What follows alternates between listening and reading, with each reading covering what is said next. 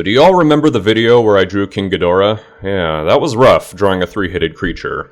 Well, today I'm drawing a creature with 7 heads, and even if I have to cheat a little here and there, this is still the most difficult video I've ever done on the clock in this whole series, so I hope it's worth it to watch.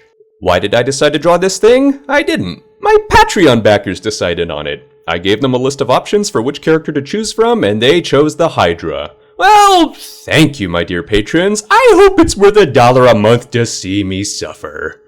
Okay, enough of my crabbing. Let's talk about something awesome, like Ray Harryhausen, whose 100th birthday was celebrated a few weeks ago by monster kids everywhere. I don't have any right to complain about drawing the Hydra, because old Ray had the supremely difficult task of bringing it to life on the screen. Anyone who's ever done stop motion knows just how difficult and tedious it can get, and Ray still decided to give us the spectacle of a 7-headed monster in combat against a live-action actor. That takes dedication, and the results are more than worth it.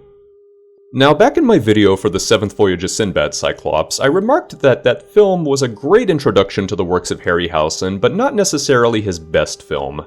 I have to confess that when I made that statement, I actually didn't have a favorite in mind, since it's tough to choose the film that best captures Ray's career as a whole. There are so many different varieties of stories he told, all of them masterfully brought to life, and choosing which is best might be a matter of just choosing which one appealed to you the most, or even the one with the fondest memories when you saw it as a kid. I personally love the black and white Monster on the Rampage movies, Mighty Joe Young, Beast from 20,000 Fathoms, A Cave from Beneath the Sea, 20 Million Miles to Earth. Other people seem to know him best from his mythological tales like the Sinbad films and Clash of the Titans. There's also his color dinosaur epics like 1 Million Years BC and Valley of Gwangi. There's so very much to choose from, and you really can't make a bad choice of any of them.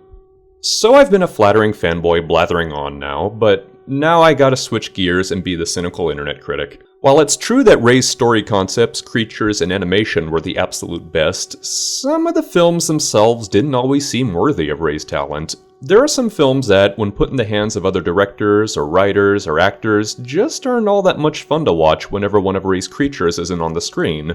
A few of the films tend to drag in between the animation segments, and that's why judging them can be a bit rough once you get past hero worship or nostalgia.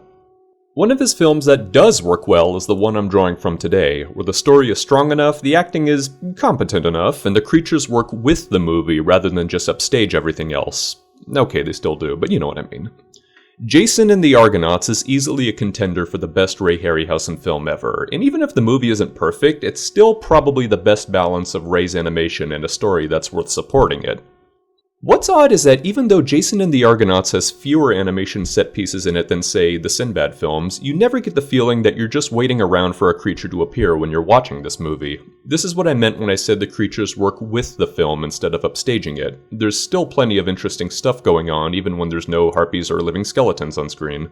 As for the creatures themselves, they're some of Ray's best work ever. Talos is amazing, the skeleton fight is legendary in filmmaking history, and of course, the Hydra is still one of the greatest Harryhausen creatures of them all. Quality easily beats quantity, so even though this movie doesn't have as many monsters in it as some of Ray's other films, it still showcases some of his very best.